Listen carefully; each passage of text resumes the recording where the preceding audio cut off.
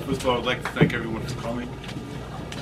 I'd like to address myself to the question concerning Chassidus. To what extent do we find in Teres Chassidus, Chassidus Derech Avoda, to what extent do we find, we're used to thinking that Chassidus is something revolutionary. People are doing things a certain way, then one came to Baal Shem Tov and his Talmidim, and they started doing things a different way, and it was all very radical and it aroused a lot of opposition, his Nagdas. So I would just like to pose the question, to what extent is that true?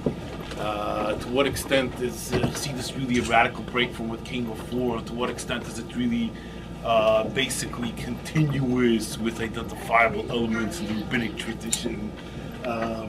And to the extent that it's continuous, why was it ma'oyer so much snagdas? Why was so much opposition aroused, and so on?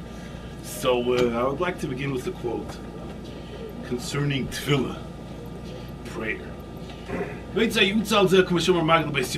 The proper counsel for prayer is like the Magid, the heavenly visitor, the angel told the Beis Yosef, that a person should be careful when he's davening, not to have any machshavs, not to think about anything. You shouldn't even think about Torah mitzvahs. When a person is davening, he should only think about the words of the tefillah themselves. In the Daik and what he says, be careful in what he says. That the Maggid didn't say to the Beis Yosef that he should be machaber, that he should have in mind the meaning of the words. He didn't say to have in mind the meaning of the words. In the depth of the meaning of tefillah, no one among us really can fathom the depths of the meaning of tefillah. Even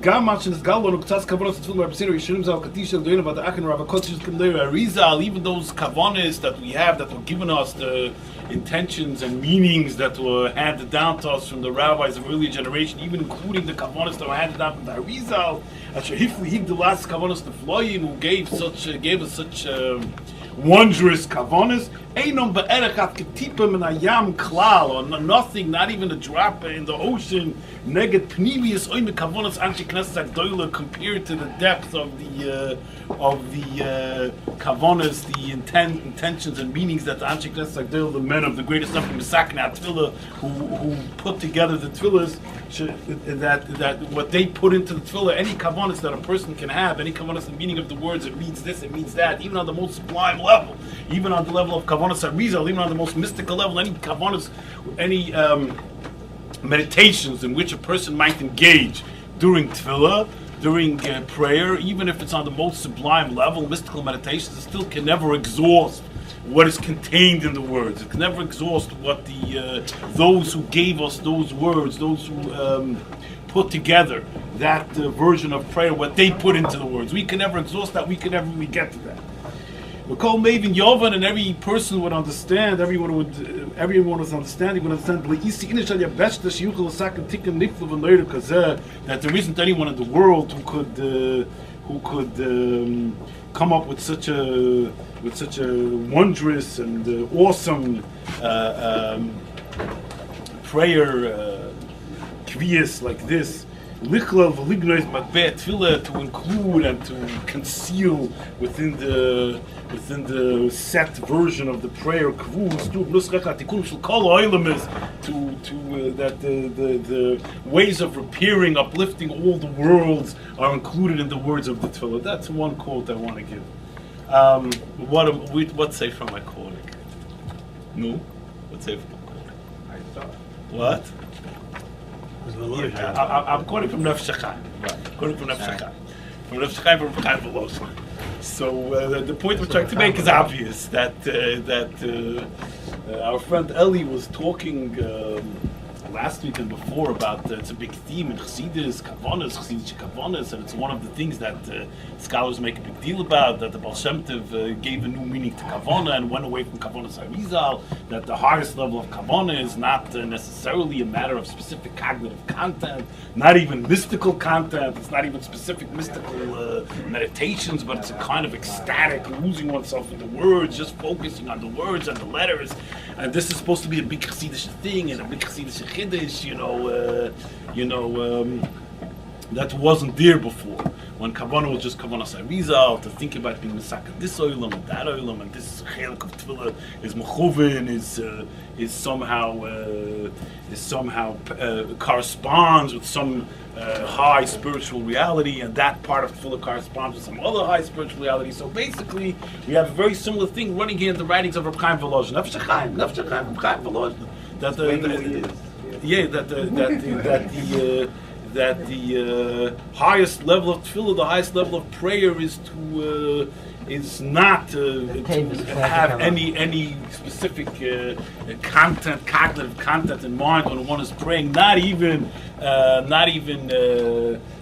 the meanings of the words, not even the meanings of the words on any level, not even mystical meditations, Lorianic mystical meditations, but the highest level is simply to focus on the word itself, the letters of the word, and that way you access everything that the people, the very high level people who gave us these prayers, that way you access everything they put into the words.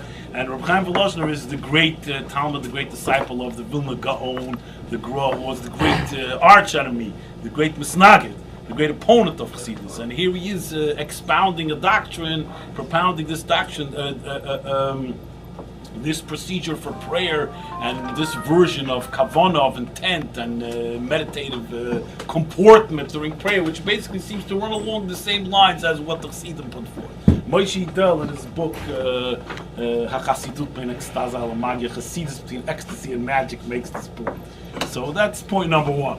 So the question comes up: who's a chassid and who's a misnagid? What does it mean to be a chassid? What does it mean to be a misnagid? What exactly is going on? Now we'll do another quote. What about the 39 Chroim? I'm posing a question. I'm getting there.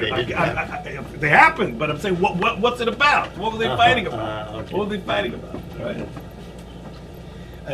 In other words, I'm sure a lot of people are used to thinking that Chassidim are busy waxing all mystical, but Misnagdim are sticklers for the rules. When you daven, and you think about what the words mean, and you don't go flying around with the upper worlds. That's the way we used to think of it. I think a lot of people would be very surprised. I've had people shocked to hear that this says an Nefesh HaChaim. You know, I've succeeded in shocking people by reading them this passage. Okay, now another quote.